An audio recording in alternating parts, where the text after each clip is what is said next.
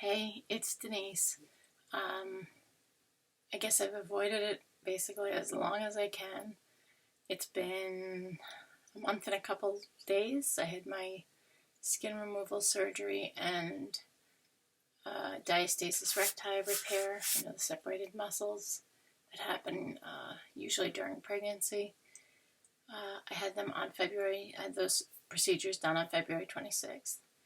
It's now March 31st as I'm filming this, and Um, they do tell you 2 full months of no joke, no lifting, especially with the diastasis repair, because those are muscles that were torn apart, in my case, for like 17 years. My baby is 17, and it was during my second pregnancy that the muscles separated. So those muscles were sewn back together. There's no additional suture line because the big incision for the skin removal allowed access to the muscles that had to be repaired. So there's no suture line, but the majority of my pain has been here, higher up, which is where the muscle repair was done. But I had been feeling pretty good the last 2 weeks. I hadn't been wearing a binder or a support garment of any kind. Like, I didn't feel like I needed that pressure on my stomach to feel comfortable. Yesterday, it's hard when you're the only adult in the house. And any of you who have teenagers know that sometimes, even the good ones, and mine are good. Only my 22-year-old is with my mother now, 4 hours away, and my 17-year-old is with me. But even good kids, they're kids. They might look like grown people, but they're still kids. So you find yourself like it would get done so much faster if you just did it yourself instead of asking 5 times and they still don't do it and it drives you crazy. Or you just want to get something done that's not a priority to them. And I don't want to give the wrong impression. My son is very helpful, very cooperative. I don't know what I'd do without him. But I was trying to get some planting done yesterday and involved moving buckets and dirt and stuff. And I definitely, I woke up in agony at about 1 o'clock this morning. And it was a couple things. I don't want to say a sinus infection because that implies an infection, as in, bacterial usually. With me, the fact that it's been spring for 5 minutes, when I get sinusitis, it's usually allergic. So I don't usually need, like 9 times out of 10, when I have the classic signs of a sinus infection, all the pain and pressure and headaches and stuffiness, 9 times out of 10, it needs to be treated. See how I turned red just from touching my own face? Sensitive skin can be a bitch. It'll go away in like 3 minutes. But, having a lot of allergies and being prone to sinus issues, I also don't like to overexpose myself to antibiotics unnecessarily. And my doctor and I are definitely on the same page with that. So really, for me, sinusitis, if I went to an urgent care or a doctor who didn't know me, they're going to automatically be like, oh, they push your tender, around your various sinus areas, and they want to start you on an antibiotic immediately. My doctor knows that most of the time, I'm not going to say every time, every once in a while I do actually get a sinus infection, but they're pretty rare for me. Usually that would only be if I let something like this go on for a long time. And when I woke up at 1 o'clock this morning, my face, like from my nose, around my eye, to my cheek, all the way down to, and this is another way I know it's my sinuses, like you could draw a line, all the teeth in this quadrant of my mouth, every single tooth hurts. And that's the swelling in my face pushing on the nerves that cause the sensation of a toothache. So it was like waking up with like, 6 teeth or 7 teeth, however many teeth are there, all having a toothache, excruciating pain here. I have a week into self-quarantine, I broke a tooth back here. That was throbbing. And it was like my upper stomach was on fire. So I just woke up at 1 o'clock this morning, like I didn't know what to do first. For about 2 hours, I was like, okay, let me eat a little something, take an over-the-counter anti-inflammatory, see if that helps. Took some ibuprofen. It was like a joke. I then, I don't think they're recommended for your face, so I'm not telling anyone else to do this. You know those lidocaine patches that you can get? They're like about so big. And usually you see like on the box people putting them like on their back if they think they've like, strained something or whatever. I don't know how effective they are. But I was so desperate that I took one and basically had a lidocaine patch across the entire side of my right face. What else? Put a call into my doctor this morning. We're treating it with a short course of steroids and a steroid nasal spray. So if it is allergic, that should get it under control. Now, there's only one problem with that, and that is COVID-19. I'm already someone who, because I have asthma, which is an underlying respiratory condition, I would be someone who would not stand a very good chance if they catch this disease. And prednisone is an immunosuppressant. So when I expressed my concern about being immunosuppressed, but also the fact that taking an antibiotic probably isn't going to solve the problem, my doctor asked me pretty much straight up, he's like, do you have enough stuff in your house that for a week you don't have to go to the store, that you can stay in the house? And I was like, yeah, we do. So he's like, while you're on the prednisone, consider yourself on 100% lockdown. Do not even walk out that door. You're not going anywhere. And so that's what I'm going to do.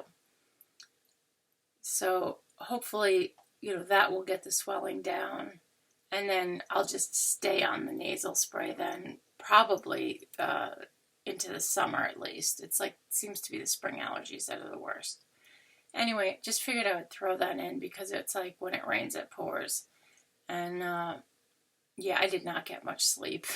I'm telling you, like when you wake up and you're in pain like that, especially in multiple places, like miserable.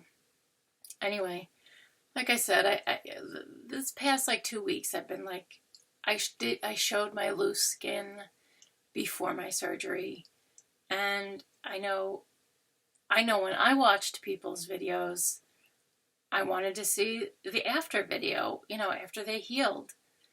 And again, it's been like a month, so I'm no longer that fresh post-op. Is there probably still some swelling? Yeah. Is it probably still going to, flatten out a little bit over the coming months? I believe so. I hope so. I guess I just, I felt like, it's time. It's been a month. Nothing is still looking like, unhealed or anything, or sore or red, or, like anything that had looked to me that I was concerned. As far as wound care, it's been well over a week since anything's looked red or like that I was concerned that maybe it wasn't healing well. it's all healed well. And so here it is. You're gonna see it. If you don't want to see it, this would be the time to. If this is your first time watching one of my videos, welcome to my channel. Please subscribe.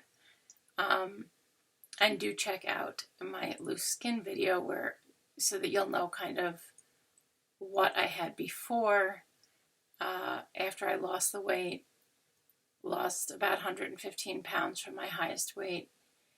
And, so I had some pretty saggy skin on my stomach.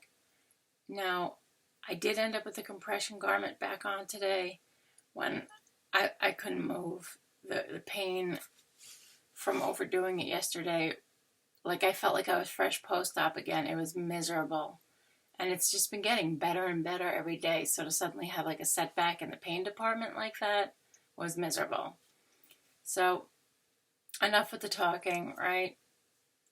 Like, am I 100% comfortable with this? No, of course not. I don't think any of us are when it comes time to, like, here it is. And keep in mind, I had the basic skin removal surgery that insurance covers as medically necessary. I did not have the money to have a plastic surgeon do a tummy tuck. If you're not sure of the difference, definitely look up what a paniculectomy is. That's the removal of the loose skin versus a tummy tuck, which is a cosmetic procedure that usually involves some liposuction, some contouring to help make your waist smaller. They don't do any of that when they just remove the loose skin. So don't expect the results of someone who had, I don't even know the going price anymore, $20,000 or whatever, to have a plastic surgeon do a tummy tuck, because I didn't have that, so I had to go with what my insurance covered to be rid of the loose skin. And yes, it is a great improvement over having all that dangly loose skin there. Is it perfect? No, it's not. Do I plan on walking around naked and where everyone's going to see that it's not perfect? Nope, definitely not. That would not be me. So, I'm not wearing a bra. I changed into my pajamas when I realized that I had to just force myself to take it easy today. I even said to my son, I was like, if you see me looking like I'm going to lift something, remind me of the pain I was in this morning. And putting the compression garment back on did provide some comfort. So I am going to leave it on tonight to sleep. And I can show you that. At first, it almost matches my skin tone so much that when you first see it, you're like, that's her stomach. The problem is her boobs are hanging really low. Okay, that is my skin, and up here is where the diastasis repair is. So that's where most of, it's still hot. It's still warm. You can tell like my body is still healing around there. And these are just silly pajama bottoms, like shorts that, you see these drawstrings? Like, I thought they were drawstrings when I bought these. And I was like, okay, they're a little loose, but, initially I figured my stomach was going to be swollen and sore and I wouldn't want anything tight. So they have a little bit of elastic, but mostly they have the drawstrings because, they're too big for me. When I went to actually tighten them, these drawstrings don't tighten. They're just sewn on right there to give the illusion of drawstrings. So shame on you, Dollar General, because if there are drawstrings hanging there, they should work. Okay, I'm going to aim the camera down and I'm going to kneel. So, and yeah, the one I opted for, I can show you the package. Thought I could show you the package. I know I could show you the package. I saved it so that I could show it to you. And now I'm going to be really rude, and not only are you not seeing my face, I'm turning my back on you. I don't mean to be rude. I just really thought I had left it right here. I'm so disorganized today. I shouldn't say that. I did get stuff done, even considering that I was feeling like absolute crap. I managed to get a little bit of stuff done, and I managed to direct my son to get some stuff done. Okay, what I'm wearing as far as a compression garment goes, I got a lot of loose skin on my thighs. No, I'm not making you look at it. I'm showing you that, so these like go kind of to mid-thigh, and obviously, I'm wearing, I know some people wear them as underwear. To me, I wear underwear underneath them so that these stay cleaner, and I feel like I can wear them a couple days. Like I said, I hadn't worn them for about 2 weeks because I've been healed. I haven't felt like I've needed it. But yeah, I just want to make sure no boobage comes accidentally showing up into the picture. We're trying to keep this family friendly.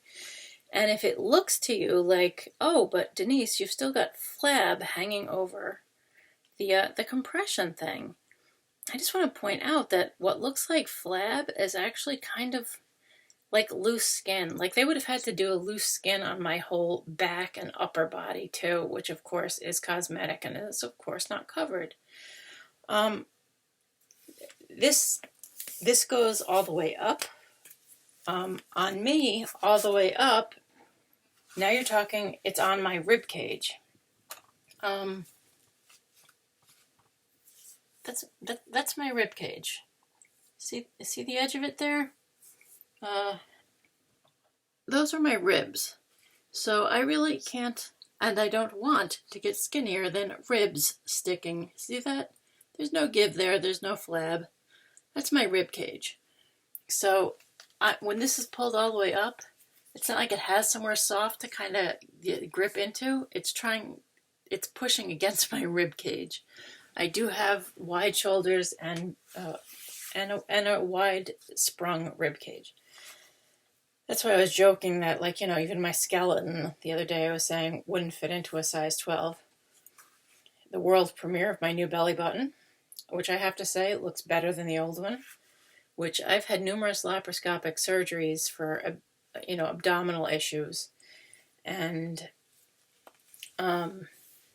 like I said, don't worry, there are underwear on under here. I'm not someone who's going to be showing off more than you need to see.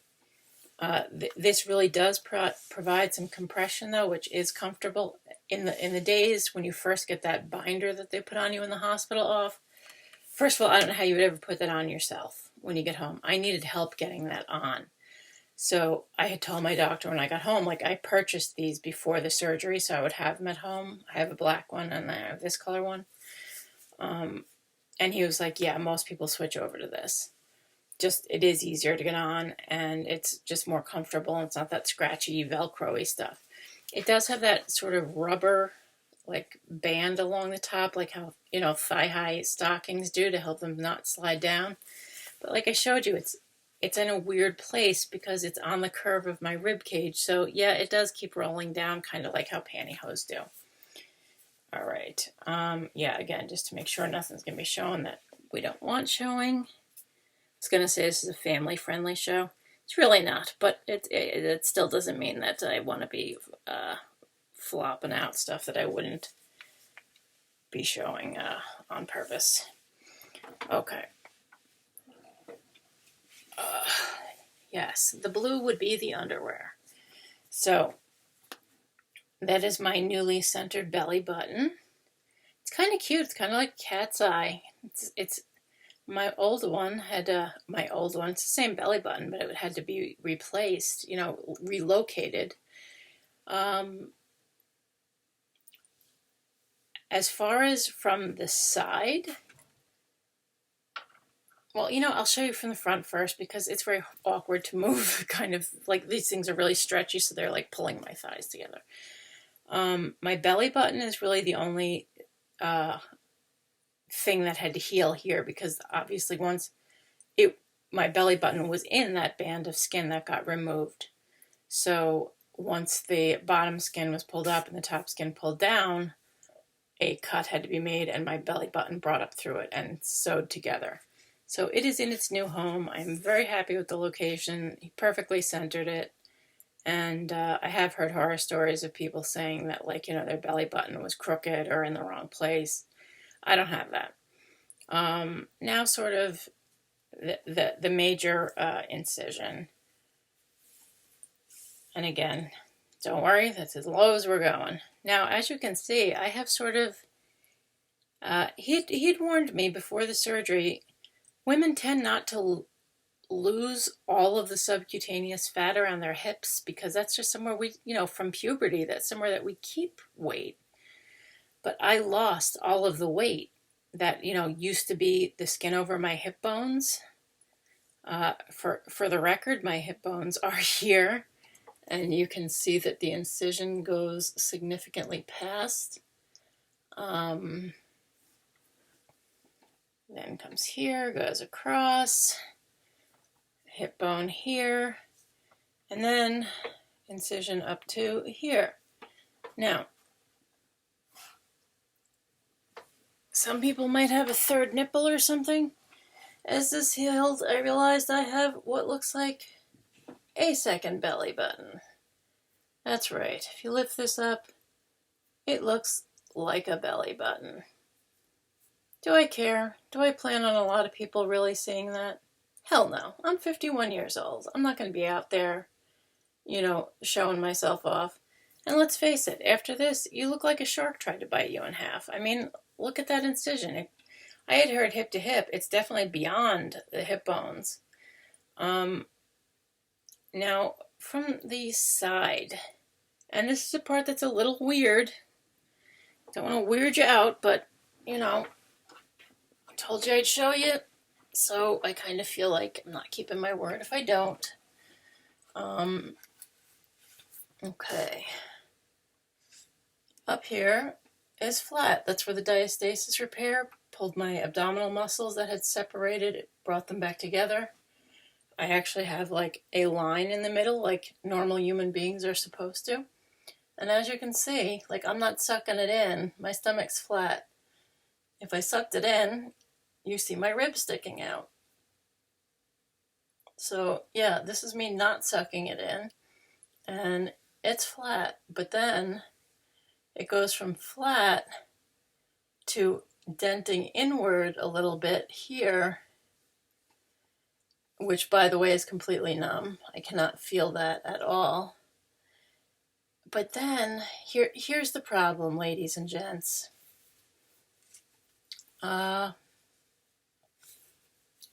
Again, let's keep this appropriately rated. This, you go from flat to almost like an indent. And again, that's because apparently my skin that at the lower part over my hips had completely lost all of the subcutaneous fat. So it was like dealing with the skinny skin on the back of your hand that has no fat attached to underneath it. So my surgeon was dealing with, that was the bottom skin that he had to attach to this normal skin, which has, a little bit of subcutaneous fat, even though, like I said, those are my ribs.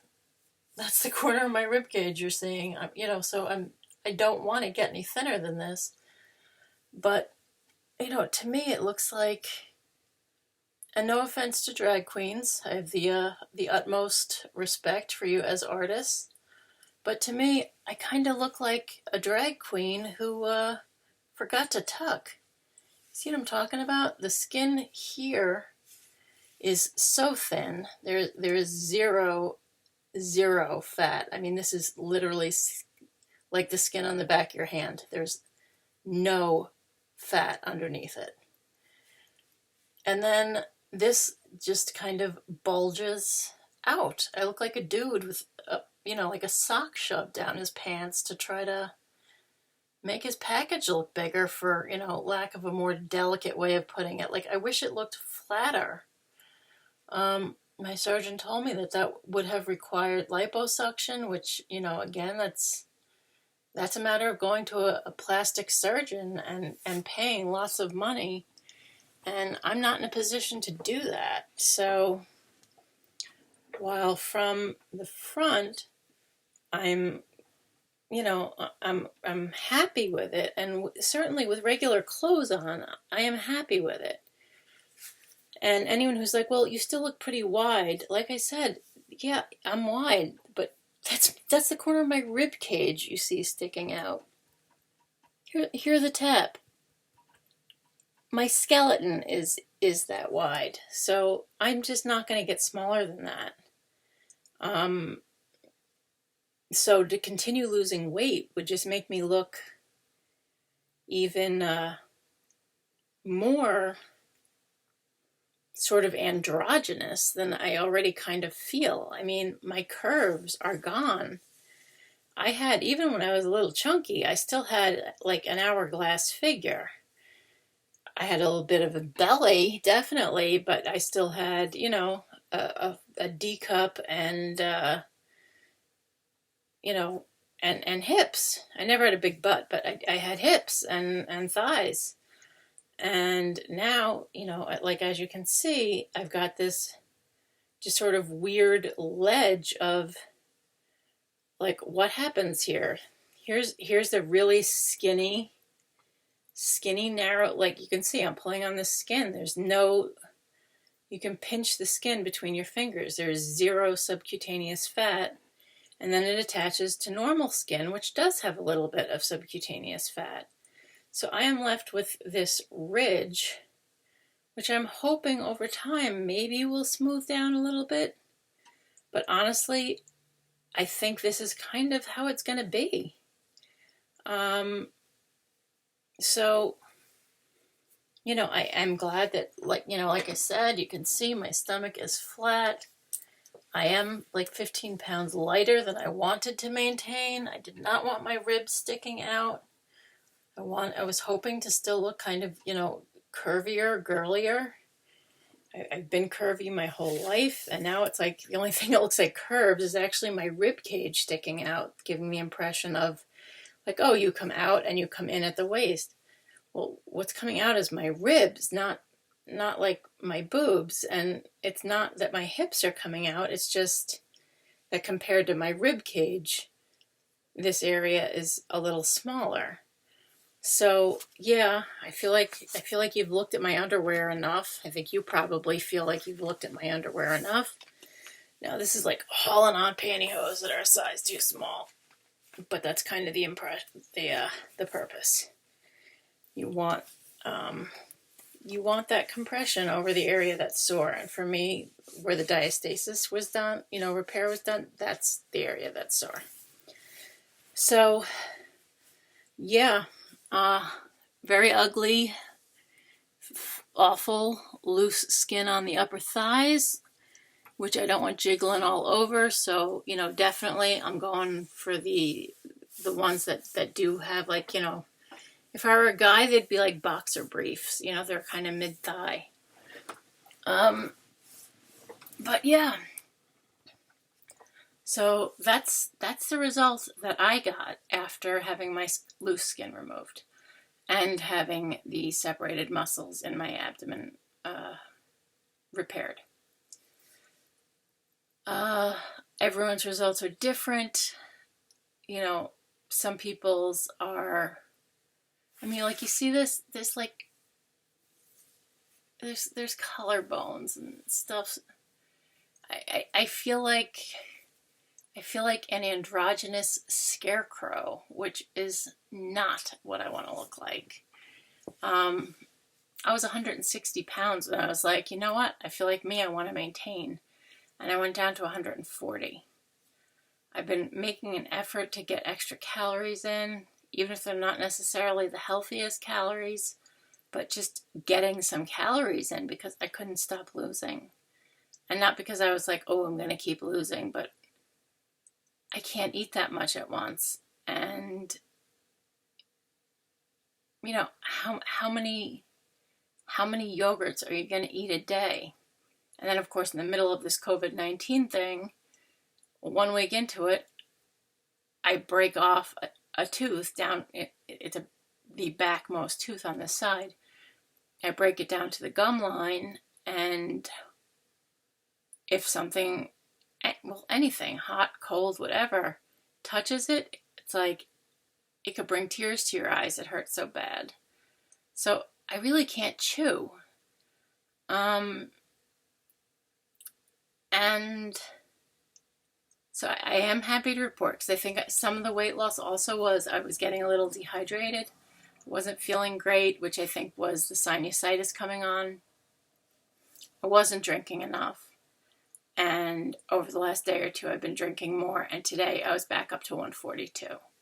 So I'm happy with that. I wish we got to pick where the weight came off of. And if we're actively trying to put a little bit back on, I wish we got to pick where it went on. Because I have a feeling like it's just going to go on like my stomach, whereas, the last place you want it. Or my face. But yeah, there's loose skin on my arms because they're really skinny too. And that is considered cosmetic. But yeah, just wanted to give you an update now that it's been over a month and things are pretty well healed. Like I said, I've heard people say that, for some people it's still many months before you really see the final results. But my doctor did warn me that I had really lost all of the subcutaneous tissue, all of that, little layer of fat that's supposed to be attached underneath your skin. That, for women especially, not usually a problem. We don't lose that so easily around our hips. But apparently I did, and it made his job of sewing the too skinny bottom half to the appropriately skinny top half after the middle loose skin piece was taken out.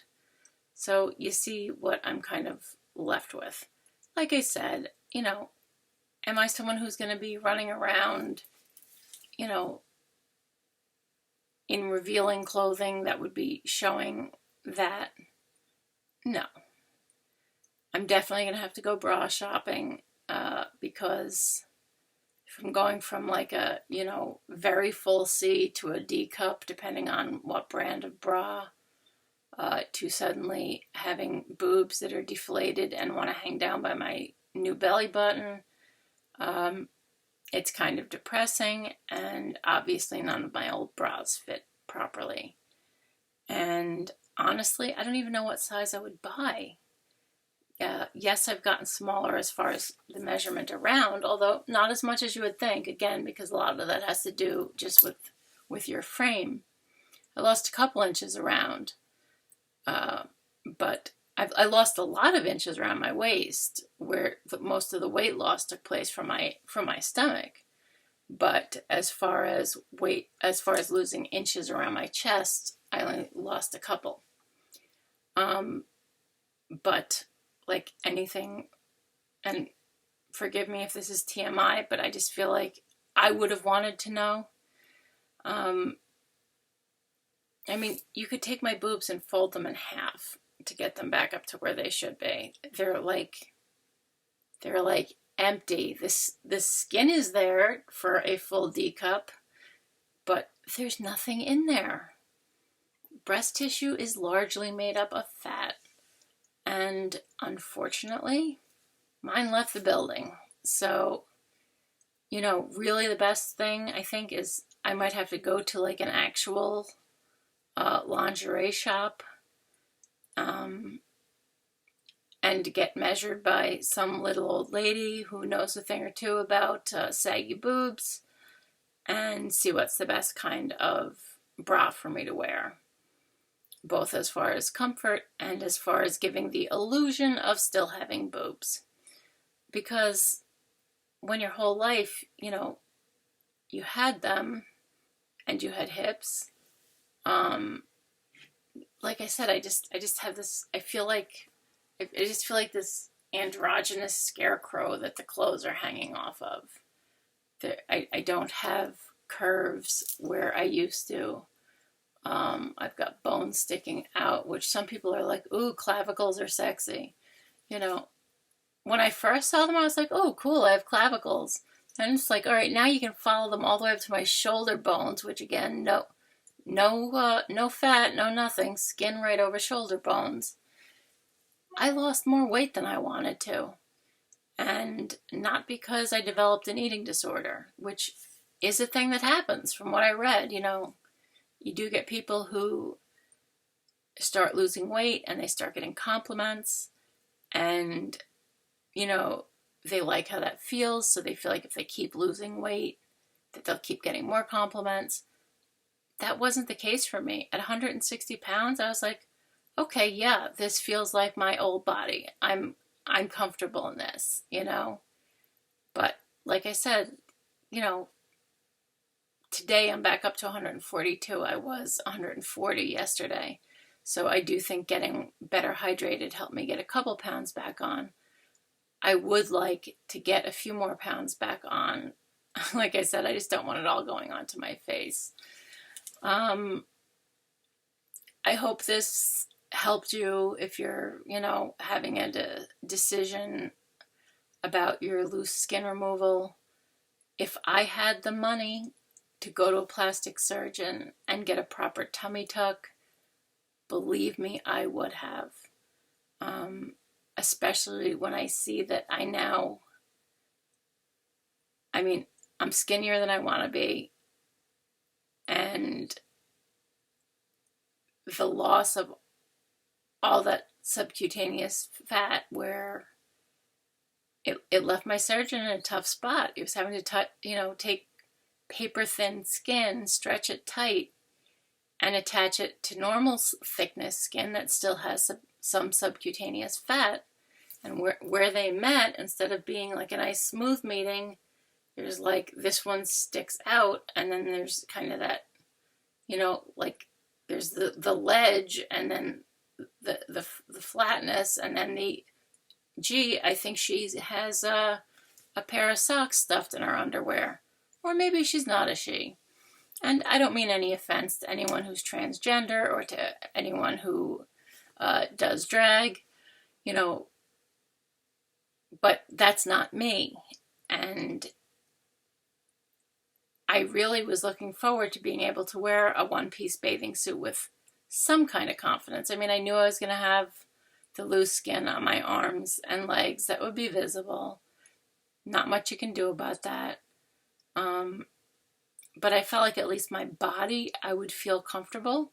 And as you saw, my stomach is flatter than it's been since before I had children, which is, you know, awesome.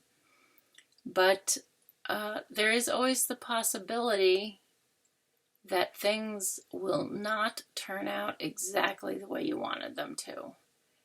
And, you know, you really need to talk to your surgeon. I had a talk with my surgeon. I knew there was a chance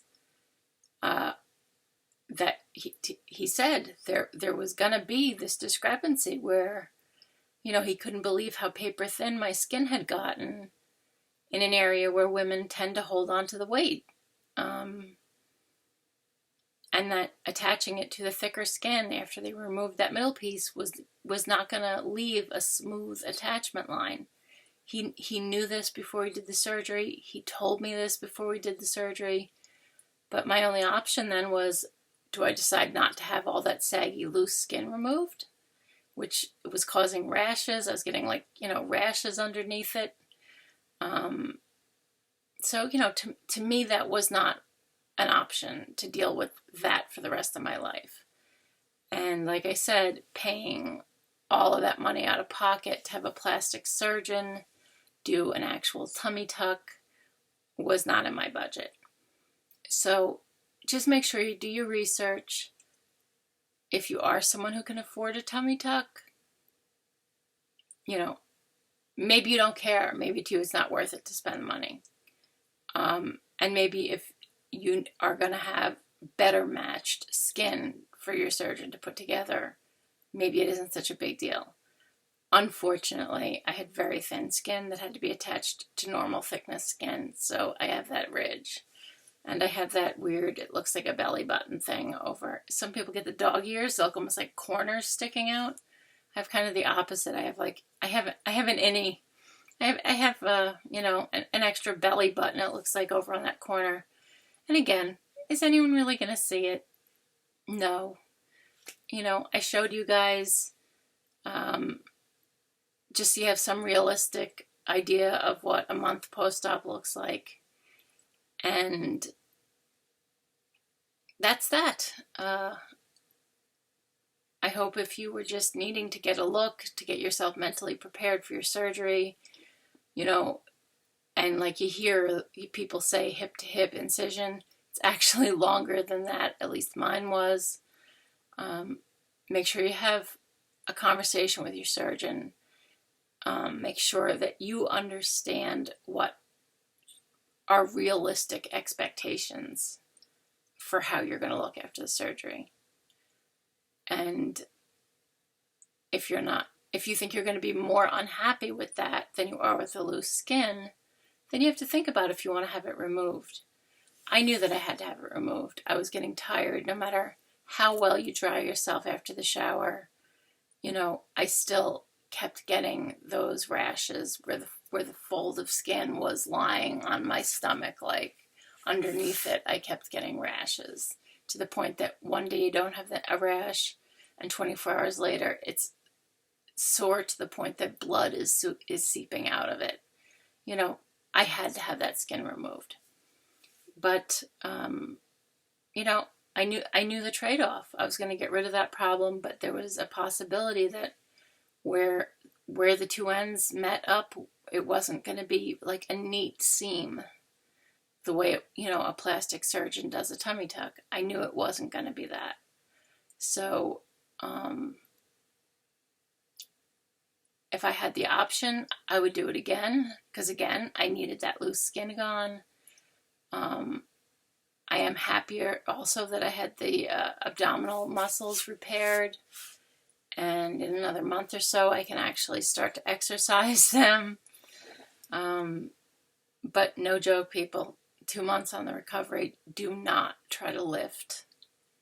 Even though to you at the time it doesn't feel like, it doesn't hurt, so you don't think it's too heavy. When I woke up in the middle of the night, I'm telling you, between the sinus pain and the abdominal pain, like, I didn't know what to do. And, you really have to give yourself that full time. You can't give in to the temptation to be like, oh, I can just lift it. I only have to carry it from, short distance from the car into the house or whatever. Whatever the thing, no, you're not supposed to be lifting stuff. Don't lift stuff.